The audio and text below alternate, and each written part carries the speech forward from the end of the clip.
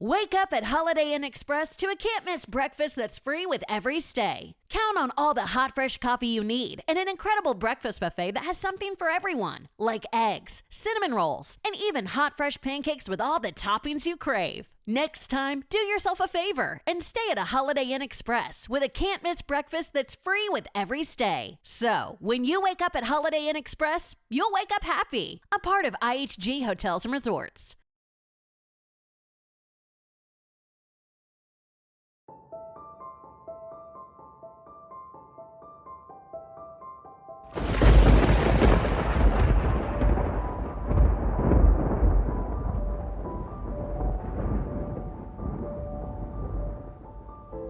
The amount of evidence for the reality of the Alagash abductions for any other subject, any mundane subject, in a court of law, you could hang a person probably.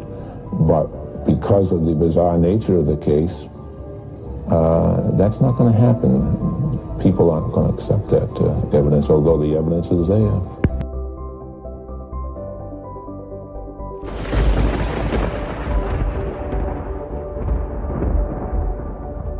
Heard it all, everything. Oh, they must have been on LSD, and people have said, I don't believe a word you say, you're nuts, you're crazy, you belong in a straitjacket. And I say, well, it's part of my life, I can't deny it. And one of the things that's really weird is that you find yourself getting used to the idea that you've been abducted, and that's weird in itself.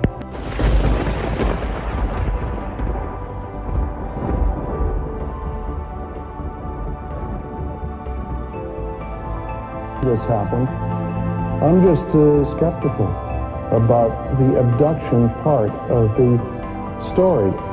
To that extent, it wasn't like a visceral reality experience. It wasn't like a true memory. And that's what I had trouble with for years and years and years. Certainly, I shared the experience with the rest of the guys, and they might take that as remembering a real experience, but it's not. The encounter is real. I know that.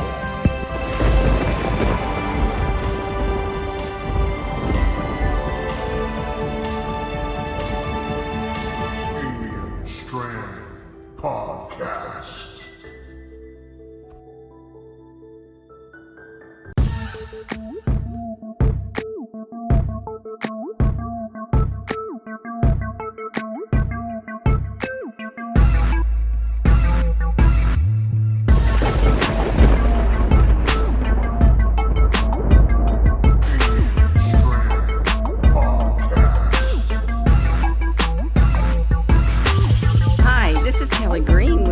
Executives, Coastal Bend, and Corpus Christi, Texas. And you're listening to the Alien Strand Podcast with Donald Ledesma. Buying or selling, visit me at kellygreenrealtor.com or visit me on my Facebook page, Kelly Green Realtor. See you there. Hi, everybody, and welcome to another episode of Alien Strand Podcast. I'm your host, Donald Ledesma, and welcome back. Welcome back to episode number 47. This one's called the Alagash 4. And I really missed you guys. You know, I skipped a week. I ended up going on a small little vacation with my fiance. And, just decided to get away for a little while through the 4th of July weekend. So I'm hoping you guys had a really nice, enjoyable 4th of July. Had some nice fireworks going on. Spent some time with your families. Being safe, of course. And just enjoying the day. But before we get going, I'd like to welcome everybody to Alien Strand Podcast. You can catch us on Facebook, Tumblr, Twitter, Instagram, Facebook, and alienstrand.com. You can also download the Alien Strand app that we have. It's a free download. They're on your Google Play. And it's a player. it's almost like your Spotify, your iHeartRadio, but you have your own. Alien Strand has their own player. So you can download that, right? It's free. And then you can catch every episode as it comes out, right? Like the one today. You'll be notified right away. You'll be the first one to jump on the bandwagon with it. And you'll be able to comment as soon as you log in and everything, put your information in. You'll be able to comment on each episode. So just like I say with all my episodes, click a follow, a heart there on iHeartRadio or on Spotify, click a follow there as well. On all the other apps as well. We're on 22 platforms already. So Alien Strand is growing, and it's growing every day, and I really appreciate that from you guys and everybody that's out there that's sharing Alien Strand. There's a few podcaster sites that we're on as well that we're getting out, and they're actually listening to the show. So welcome you guys, and thank you for listening to the Alien Strand podcast. So like here, we talk about everything, aliens, Bigfoot, abductions, everything you can think of. We talk about it all, and it's just an FYI for you guys, so you guys can get a lot of information as it comes out, right? Even in the older stories, we always try to put things together on all these abductions and UFOs in the sky that we've been seeing, lately, lately on Facebook. My God, they've been so many good videos out there. I don't know if you guys have been watching that, so if you can, go to our Facebook there on Alien Strand. Just click a search there if you haven't got there yet. Follow us there, and you'll see a lot of the good stuff that we've been posting out there for you guys. A lot of good videos, and a lot of them are just a lot of general knowledge and general information, if you're just starting off in ufology. So you get to see all the good stuff that's happening out there in our skies and in space, or, everywhere around the country, not just the United States. We have a lot of listeners from, I think, 7 to 8 countries right now. They're actually listening to Alien Strand. And thank you guys for that. You can always send me the videos or whatever on instant message. Send me videos there or through my email, or the phone number. You can click that little call now button if you want to. If you want to be a guest on the show, you can just click that. It'll call me directly to my cell phone, and we'll get you on the show. All right. So, we have a lot of good things coming up here in the future. I have a new guest that's going to be coming up here next week. Possible hybrid, he claims. And we're going to have a nice conversation with him. And, also later on, I think about in August, I'm going to interview another author. And they're going to talk about their book. And it's a couple. So we're going to get them on the show later on. And, I just appreciate all the feedback that we're getting for Alien Strand and all the things that are out there for us to learn about, right, every day. So, I decided to talk about, a lot of controversial stuff as well. When I dug through this story, the Alagash 4, it has some controversial aspects of it. Because it is an abduction story and it is an encounter story at the same time, right? So, and I just wanted to get this out there. You're going to see a lot of conflicting information on this story, and but I just wanted to get it out to you guys so that way you can hear for yourselves if you haven't heard it, or you're going to hear it right now from Alien Strand. And we're just going to, try to get all the facts and the information that these gentlemen went through on their story to get you to think and understand what exactly they went through, right? And these guys have been friends for a long time, many years. It's probably about 40 years now, I think, has gone by, since this incident, because it happened in 1976.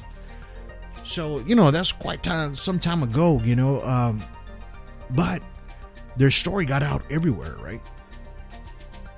And I saw it pop up on my feeds a couple of times. I was just trying to think about, well, should I put this out there? Yes or no? And I thought to myself, you know what? I'm going to put it out there because, it's like a 3-to-1 kind of story, almost 4-to-1, but one of them's a little off about it. But as anybody else would be, it's just one of those things that happens. So this happened in 1976, in the summertime, and we had 4 friends, right? And they were all art students at the time. One of them name was Charlie Fault, Chuck Brack, and Jack and Jim Wiener. So they were Jack and Jim are twins, right? Identical twins, actually. If you see a photo of them, they're identical. So these 4 friends, they decided to, hey, let's take this camping trip. Let's go fishing. They all like the outdoorsy kind of thing, right? So they said, okay, let's plan a week trip out there. So they were traveling north from Boston to the wilderness there in Maine, right? And they had it all planned out. They set up camp out there. And they were having a good time. Almost a week had went by. They were just camping, fishing, doing their, having the guy-to-guy talk, probably drinking a few beers out there, just enjoying the evenings out there in the daytime. Having a little vacation. So after about nearly a week of camping and fishing, on day 5, they camped on this, they decided to move, and they camped on this place called Smith Pond. And it was kind of isolated. It had like broken tree stumps, sticking out of the water. It was just kind of in the wilderness out there in the middle of nowhere. And, they all talked about it, and they all wanted to do an evening, a night fishing thing, right? So they all talked about it, and, they said, well, there's no moon in the sky tonight. It's almost pitch dark out there that night. I guess there was some overcast. And they said it was super dark that night. So they decided to make a fire, right, on the land, right there by the water. And they grabbed a bunch of branches. They wanted to make a huge fire. So because it was so dark out there, they couldn't see. They were actually making a beacon for themselves. So that way, when they went out to the water, they knew where their campsite was, right? So, they put this fire together, right? And they went ahead and went out to the water. They all got in this little canoe, all 4 of them. They decided to head out to the water. They said this fire was pretty high, though. They could still see it from where they were at. They said it was about maybe 4 or 5 feet high, so it was a pretty large fire where they were going to be able to... They knew it was going to burn for about 3 or 4 hours. They put enough wood on there to do that because they didn't know how long they were going to be out there, right? So they paddled about several hundred yards into the pond. Charlie was in front. The twins were in the middle, and Chuck was in the back. So Chuck was watching the sky, as the guys were having a conversation. He was just kind of listening and just looking around the sky. Wasn't really paying too much attention. When all of a sudden he yelled out, he said, "Holy mackerel! What the F is that?" So at that moment, they all turned around and they saw this huge ball of light rising above the trees. Imagine that. It's pitch dark out there. They see this huge bright light just start immense from the ground up behind the trees, start rising up. Caught all their attention. At first, they all said that they all thought it was like a plane that was like landing or just flying over. But the only thing that threw that idea off was that this ball of light had no sound. So they knew that it wasn't an airplane, right? They said that it was a bright, luminous yellow and white color. And it had kind of a liquid appearance.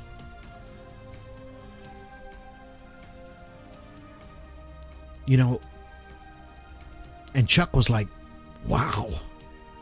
He says, man, when I was seeing this thing, I was like in a sense of euphoria. looking at this thing. Never seen anything like that before in my life, he says.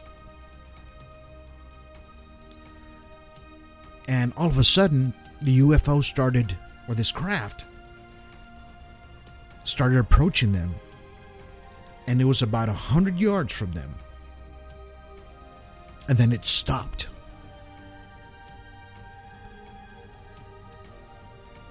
So at that moment, they all looked at it. They were kind of like in shock at that moment because they didn't know what to do next, right? So Charlie gets out his flashlight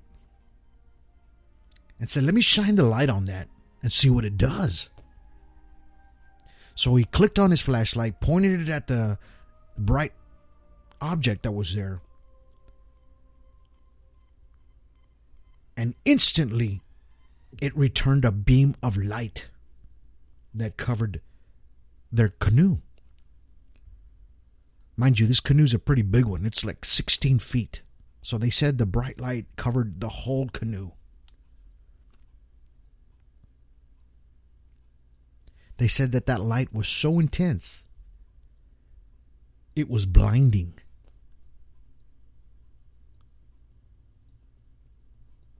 And they all thought, man, we just communicated with it. And they figured that it had some kind of, some sort of intelligence, right? Because it shot the beam back at them.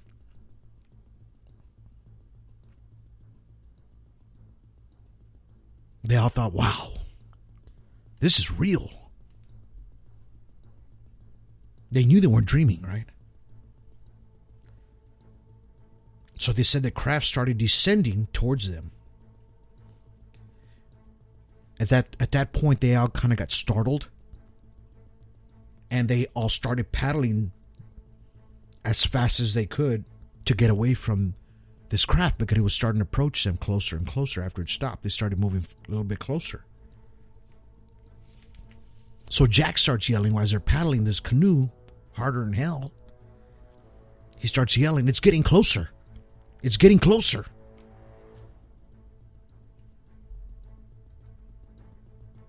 And then all of a sudden they said, it was gone.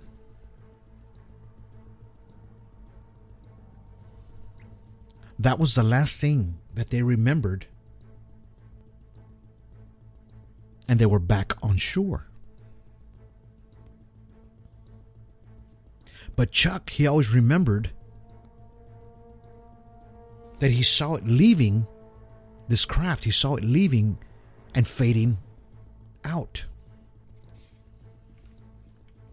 So basically, he saw it take off. You know, at that point, they were all exhausted, right? Because of paddling that boat as fast as they could to get the hell away from this thing, right? So they all started stumbling back to the camp, exhausted. At that time, they all noticed when they got to the fire that it was just embers were just sitting there. And they knew that fire was supposed to last for hours. But that night, when they got back to the camp, after seeing all that and experiencing that they could remember, they discussed it no further that night.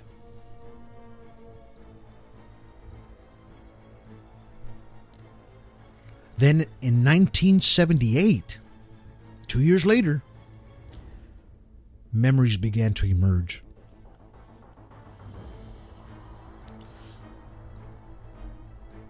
So Jim Weiner, he was having problems sleeping. He was even having seizures, right? Because he was exhausted, he was tired. This was 2 years later. And he was having nightmares of creatures with large eyes. They just kept haunting him over and over and over, so he couldn't sleep. He said he kept feeling like hands, the little hands on him, as they poked him and probed with these instruments all over him. He remembers them touching him all over his body. Remember, they're naked. Well, he was naked. That's what he's saying in his dream.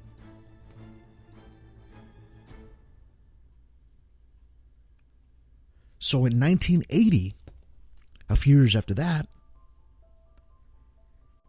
he ended up telling his twin brother about that nightmare. And the brother was kind of in shock, right? Because they hadn't really spoken about none of this stuff. So then the brother told him, his twin, he said, so have I. The same dreams.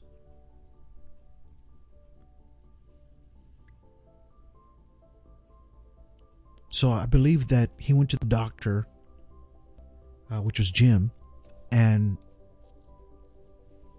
the doctor told him, he goes, you're having, because he finally told the doctor, Jim did, said, hey, look, I'm having these dreams, and he told him the dreams. And the doctor even told him, look, it sounds like you've been abducted. So he was introduced to this ufologist, a researcher at the time. His name was Ray Fowler, right? And this gentleman, Ray Fowler, got his story under hypnosis and decided to get hypnosis for all four of them, the gentlemen that were there in this incident, right?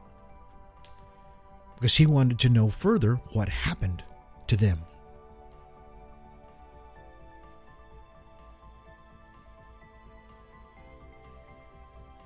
And after they all went over this hypnotherapy, the story got out. This was in 1990. That's when the story emerged.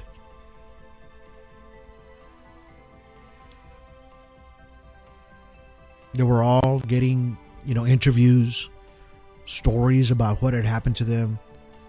They were all telling the same stories at the time. It was all over. But one of the gentlemen in that story, he started remembering that when that light hit the boat, that he noticed Chuck was gone. And he was looking for him in the water, looking all the way around the boat for him. How long was Neil Armstrong actually on the moon? When did Europe start speaking English? Did Marco Polo really go to China? CuriosityStream is the streaming service for all things history, plus science, wildlife, and more. What's the real story behind the Mona Lisa? We've got that. What caused the collapse of Rome? We know. Where did we find mankind's earliest ancestor? Come find out. For the holidays, give the gift of curiosity with 25% off gift cards for your curious cohorts. It's holiday shopping season at curiositystream.com/gift.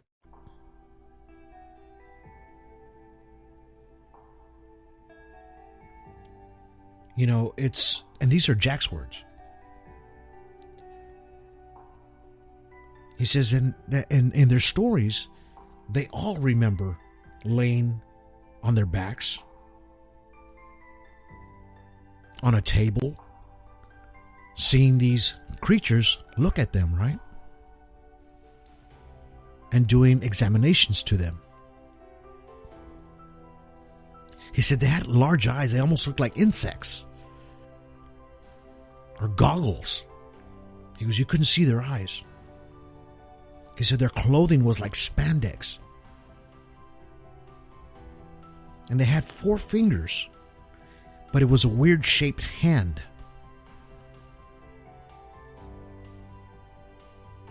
The way the hand moved and the way the hand grabbed their hands or touched them, it moved in a certain way that a normal human being's hand does not react or move.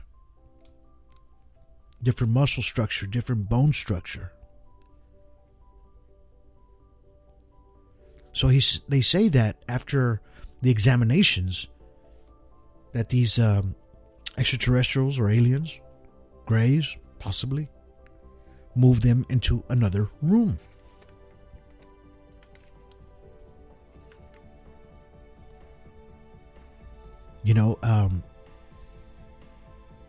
they said that in this room, they were all sitting there and they knew something was going to come next. They just didn't know what it was. And these creatures were all the way around them still.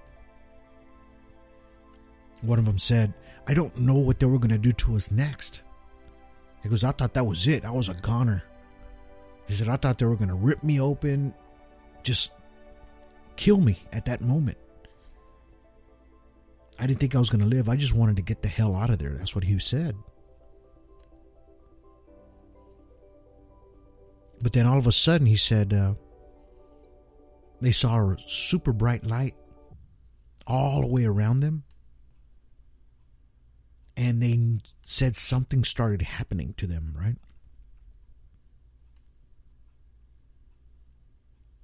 So almost like in that moment, the light got so bright and intense in there that I guess it was a beam of light lifted all of them up, or one by one actually. And they can remember the aliens putting them back in the canoe. And that the aliens were positioning them in the way that they last remembered, right? So they were adjusting their positions, like in a sitting position or in a laying position or wherever they were last. And then one of them says that they saw one in the water waist deep.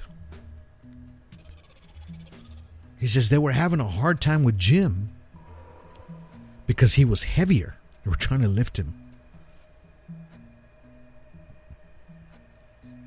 He says, but when we looked towards the shore, because his canoe was close to the shore, that they saw the other two guys getting beamed on shore where they were standing.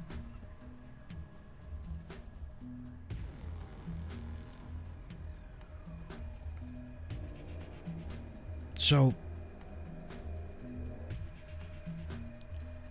and if you remember, that's when they woke up, and that's all they remembered when they first encountered this craft or this bright light or whatever it was at the very beginning of the story.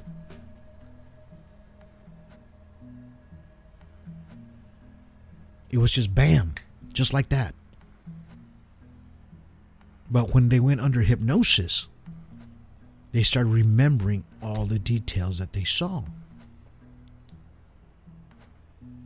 of how exactly they were put in position in the boat and on land.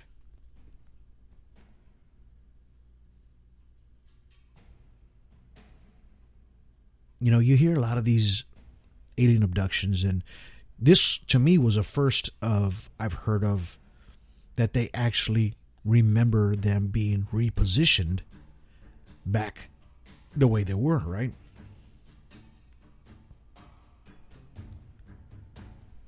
Which brings us to our topic that's always in an alien abduction, is that they always have that loss of time, right? Everybody has experienced that loss of time. So they're kind of figuring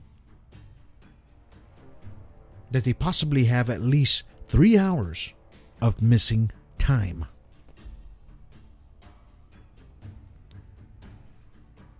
Because they figured that the fire that they made was going to be at least 3 to 4 hours.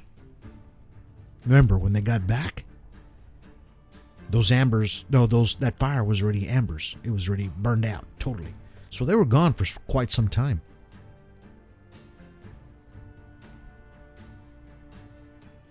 You know, and they could never understand exactly what and why. What they saw and why they experienced what they experienced.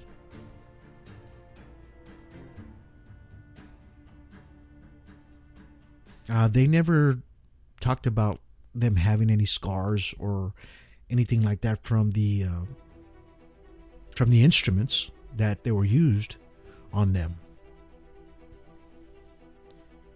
And it possibly might be in a book. I didn't see it in this story. I wish I would have. But this story has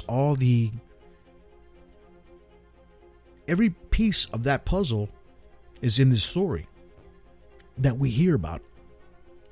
Right? Nighttime. In the middle of nowhere. Bright light. Euphoria.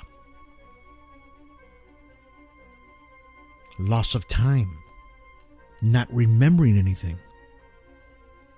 Nightmares.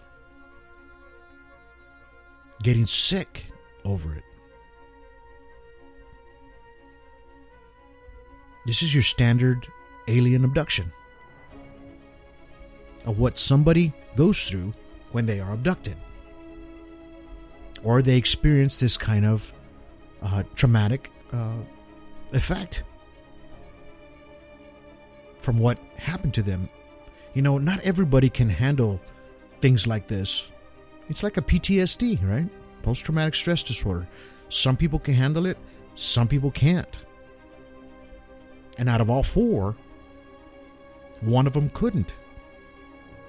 When the dream started getting worse and worse and worse for him, right? So you got to think about that. You know, poor guy, you know, he was probably going nuts. Couldn't sleep. I don't know if you've ever been awake for 24 hours or longer. And you can't think straight, right? After 24 hours, it feels like you don't belong in that day. Because you've been awake. Your mind is tired. Your body's tired. Imagine going through that for 3-4 days. It's going to get you sick. So this poor guy started having seizures because of it. And that's the only reason why this story got out. Because of this guy getting sick like this. If it wasn't for him getting sick, we probably wouldn't even know about it. Once the doctor pointed him into this ufologist's direction for us to get more of the story.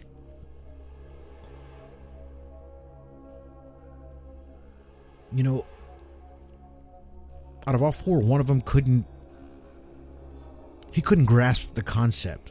Even though he went through hypnosis, he kept on saying, well, I don't think the abduction happened. He says, but the experience of the encounter did happen. He knows that for a fact because he says that for himself. And that's why people say, well, these guys hoax this stuff. They made it up and all this crap. No, it's just because of that one person's almost a denial what took place. Maybe he didn't want to tell his story like that. Maybe he just wanted to keep that private for himself. But once the story got out, well, he was getting hounded. And he had no choice but to tell the story.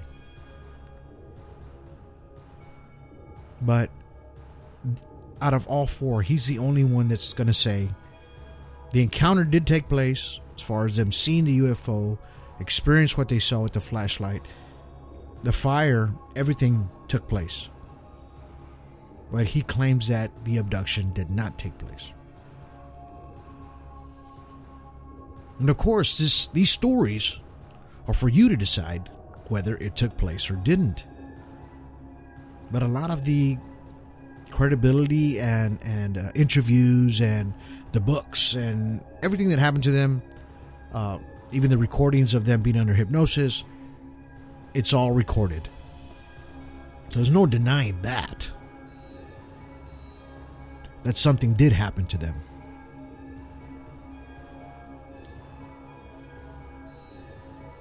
You know, it's just it's a story that we have to imagine what exactly took place with these gentlemen. I mean, did they ever go back camping again? Or after all that? Were they always scared of being out there alone in the dark? After this encounter? You know, you always hear people say, oh, take me. I don't know about that. I don't know if you want that. And I've talked about it on many of my episodes. You don't know if you're going to come back. You don't know if they're going to use you for food. And that's just the reality of the encounters and being around extraterrestrials.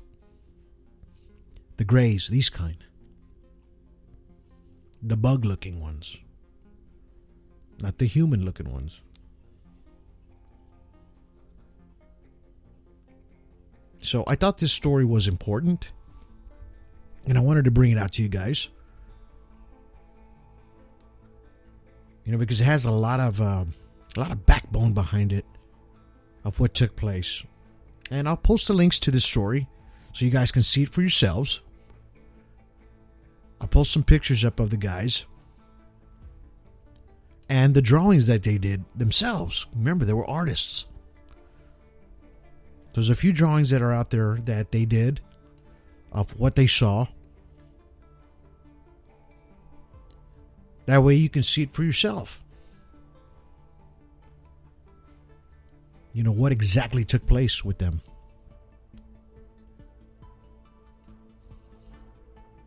And I'm glad I got this story out to you guys. I hope you guys enjoyed it. And I hope you got a lot of information out of it, as I did. Another story to tell to your friends, if you didn't already know.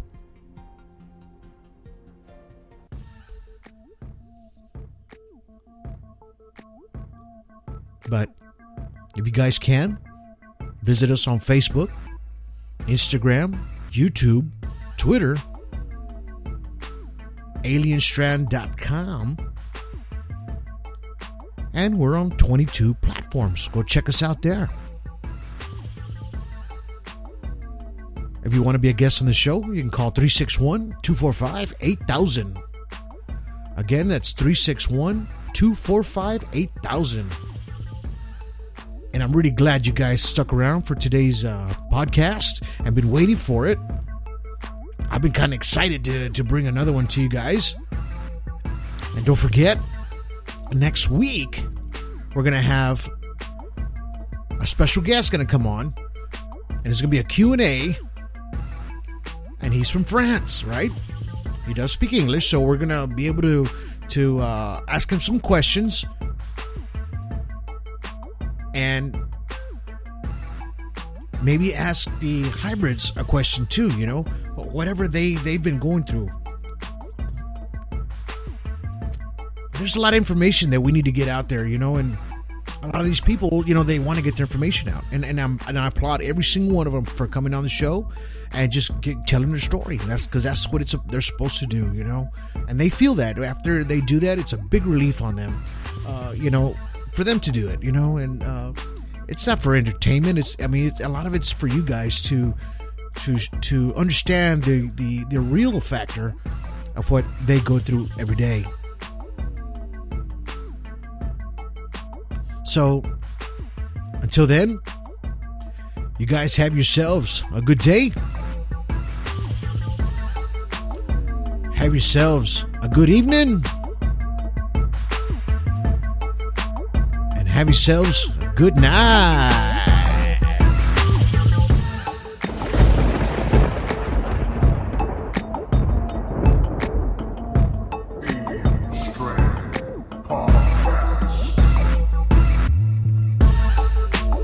This happened.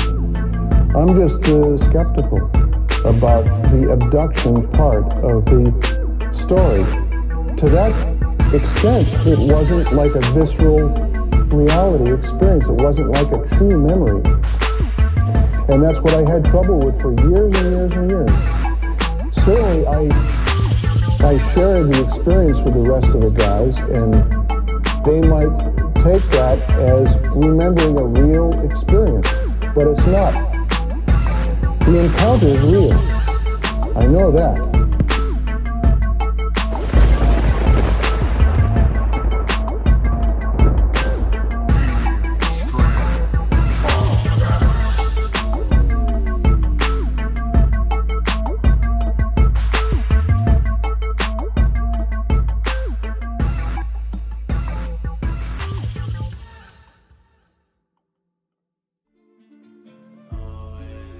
What's up, everybody? This is Osborne, and you're listening to the Alien Strand podcast with Donald Ledesma. My new project EP, Takeoff, will be available everywhere music is sold very soon. You can keep up to date with me at facebook.com/OsborneLid and on Instagram at OsborneLid with 3 T's. See you there.